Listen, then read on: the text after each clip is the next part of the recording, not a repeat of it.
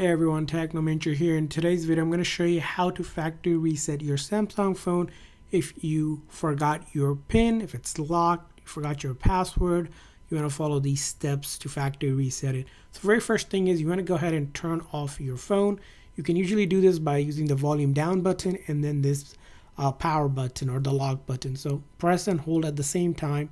So I'm going to press and hold both of them at the same time, and then a menu will pop up where I can go ahead and power off. So go ahead and power off the phone completely and wait for it to just completely power off. And now when it powers off completely, we're going to basically get into the recovery mode. So in order to do this time, instead of using the volume down button, we're going to use the volume up and then again the lock or the power button. At the same time, we're going to hold these two buttons just like that. You can see your volume up, and then you're going to wait for the Samsung logo to appear and then let go. And with this combo, what you should get is the recovery menu for Android. Sometimes on an older phone, you may need to hold down the volume down and the lock button at the same time.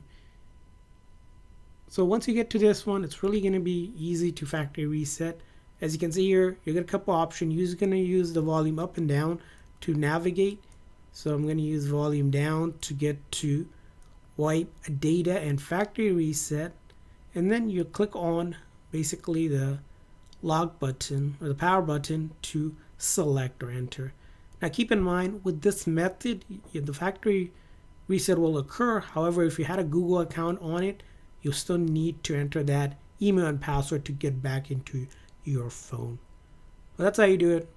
I hope this video was helpful. If so, please consider the like and subscribe button for more tips and tricks. So see you guys next time.